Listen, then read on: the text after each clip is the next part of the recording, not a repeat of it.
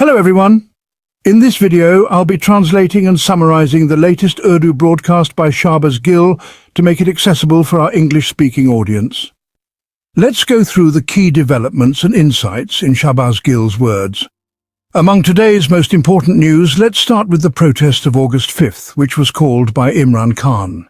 We announced today with great pride and clarity that Field Marshal Asim and his fascist regime have suffered a significant defeat, while Imran Khan and his supporters have secured a major victory. This is not political rhetoric, nor am I selling false hope. Shortly, I will present all footage and evidence to prove that despite all fascism and the blind use of power, today the people of Pakistan broke the chains of fear and came out in large numbers. Massive gatherings and rallies took place all across Pakistan.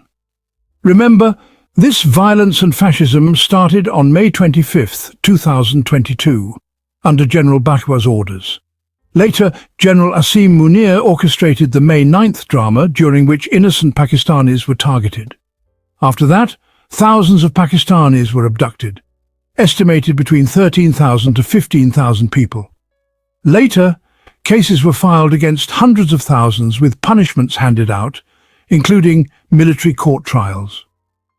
The peak of this oppression came on November 26th, when people were shot in the head while protesting peacefully. Rangers, ISI, Michigan and other forces opened fire on protesters, killing them. The brutality didn't end there. Bodies were seized. Many were hidden or buried in secret locations. Families were forced to sign sworn affidavits, stating their loved ones died in accidents, not during protests, despite clear bullet wounds. You may remember the tears in Nawazish Sati's eyes, the father of young Anis Sati, who was shot in the head, the bullet travelling near his heart and tearing through his entire body. You may recall the martyrdom of District Shah, killed brutally, or the murder of Arshad Sharif. I repeat these events to remind you, the people who came out today faced real danger. After November 26th, many believed that the level of fascism, led by Field Marshal Asim and his allies, had crushed the courage of Pakistanis. There were also analyses that the PTI leadership, including myself, was not as brave or capable as Imran Khan to lead such movements. Hence, it was believed the people would not come out. Others claimed that after the recent skirmish between India and Pakistan, Field Marshal Munir and his associates had become popular, and therefore the public would stay home. These narratives created a general perception, even among neutral observers, that the people wouldn't protest. But today, I present the truth of what actually happened across Pakistan. You saw what happened in Lahore throughout the day, the arrest of Miss Rehana Dar and other incidents. Now let me share what unfolded elsewhere. Here on screen, you see images from different parts of Pakistan. These are not even complete, as protests happened in small towns, tehsils, districts, divisions and major cities. In Lahore alone, 5 to 7 rallies took place. The same happened in Rawalpindi and across many locations in Khyber Pakhtunkhwa. These images show that despite all fascism, people broke the chains of fear, refused to be afraid of Asim and came out in large numbers to support Imran Khan. Let me present the incidents one by one. Peshawar motorway was completely blocked. Not by a handful of people, but by thousands, gathered at Pirzada interchange. Many were ready to face whatever action law enforcement might take. The main highway connecting Punjab and Balochistan was blocked by Ahsan Aziz Ketran and his colleagues. Roads leading to Adiala jail were blocked by the administration out of fear, as PTI workers and leaders wanted to march that way. Thousands joined the protests with the help of Daud Shah Kakad and others, blocking roads and holding large gatherings. In Sindh, protests took place in cities like Umakot, showing massive participation. In Mianwali, Imran Khan's hometown, despite many residents being sentenced in fake May 9th cases, people came out strongly, organizing large rallies and protests. In Karachi, severe violence was used. Tear gas, baton charges, arrests of MPAs, their clothes were torn and they were physically assaulted. At the National Assembly in Karachi, gates were locked, trapping MPAs inside. Though they could speak to the media, they were locked in all day.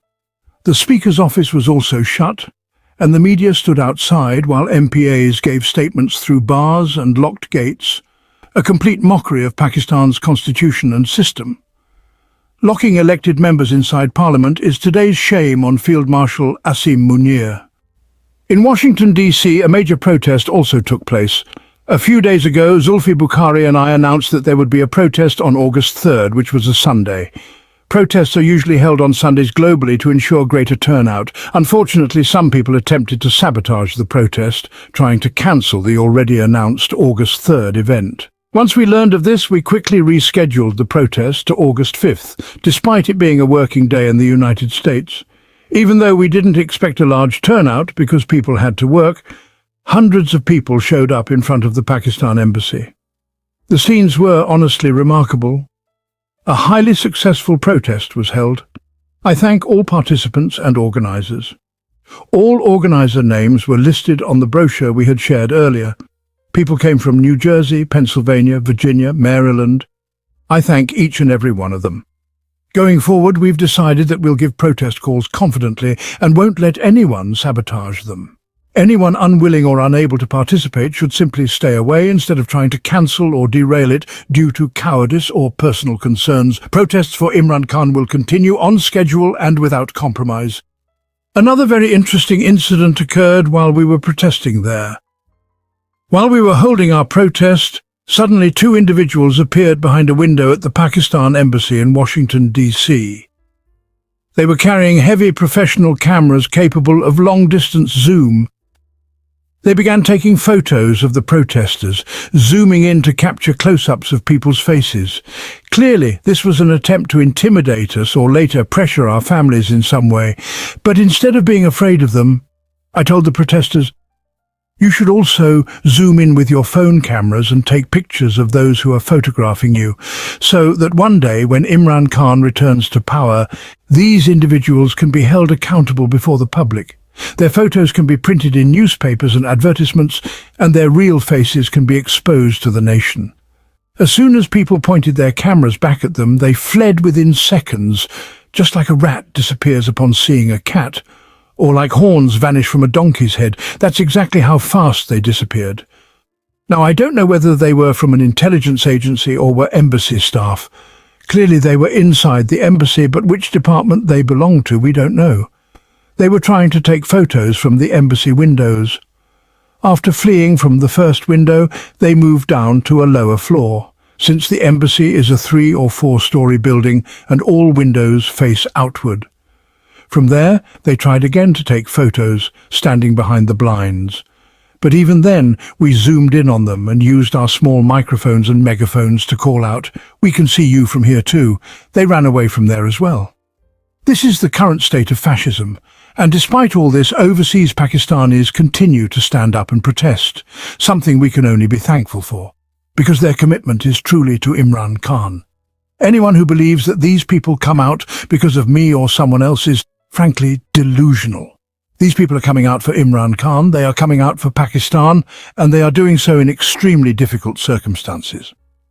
In addition to Washington, D.C., on the same day, August 5th, a large gathering also took place in Paris. Furthermore, major protests occurred in the last 2 days as well. A huge protest in Chicago, another large protest in Houston, and even in Athens, Greece, overseas Pakistanis organised a significant demonstration. We've already shared reports from Belgium, Brussels, Norway and London. All these places have seen protests as well. Now moving to the next major story. Today marks 6 years since India stripped Kashmir of its special status on August 5th. To commemorate this, Pakistan observed Yawm-e-Istisali Kashmir, which means Kashmir Exploitation Day. The Kashmiris were deprived of their special status and freedom, and now 6 years later Pakistan officially observed this day. Interestingly, in previous years, such days were not officially observed by the military or administrative powers in Pakistan, but this year special arrangements were made. Why? Because the intent was to divert attention from Imran Khan's protest. They wanted to use this as a distraction tactic. So on August 5th, they organised official events. Small children were brought to places like the convention centre in Di Chowk. told to wave flags and sing patriotic songs in the name of Yumi Istesal e Kashmir. But when reporters asked the children why they were there, do you know what the children said? "We're here to demand the release of Imran Khan." Imagine! The event was meant for Kashmir solidarity, but the children were brought there to counter Imran Khan's protest, and yet they publicly demanded Imran Khan's release. Some children even said, "If you want to arrest us, go ahead, we're not afraid. But our leader Imran Khan must be released." These were young children. Just think about the level of political awareness these kids now possess. When asked why they were gathered on August 5th, they said, "Because our Imran Khan was arrested on this day." They weren't even talking about Kashmir. They were there to say, it's been 2 years since his arrest, and so many people have come out for his release. If you want to arrest us too, go ahead, but we will still demand his release. So what happened? The state-sponsored event at D Chowk completely backfired. The school children invited to mark Kashmir Day instead began chanting "Free Imran Khan" slogans. Let's now move on to another related but slightly different story. A very interesting one. The newspapers today use the phrase state institutions, but let's be honest and call them what they really are: the military. These include the Army, Air Force, Navy, Pakistan Rangers and ISI. Whenever there's wrongdoing, we hide behind the term state institutions. But when we win a war against India, we boast we deserve a 5th star. Yet when there's corruption, we suddenly become state institutions and conceal our identity. Here's the news.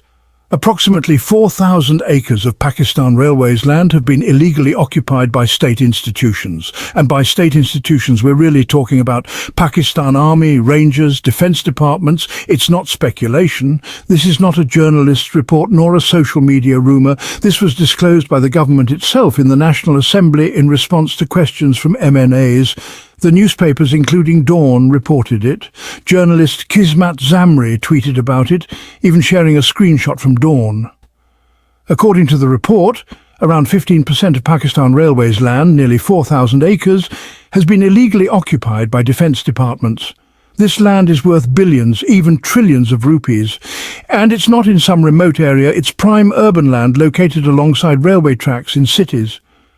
Despite the magnitude of the land grab, even Dawn newspaper couldn't directly name the military and had to use the vague term state institutions, finally. The PTI protest held today was not only covered by social media, but also by international media. Global outlets acknowledged that PTI successfully organised a massive protest today.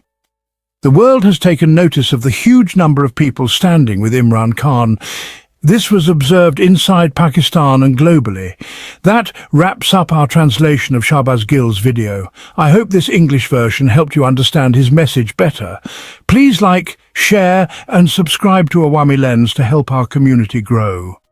Don't forget to leave a comment below and let me know what you thought of this effort.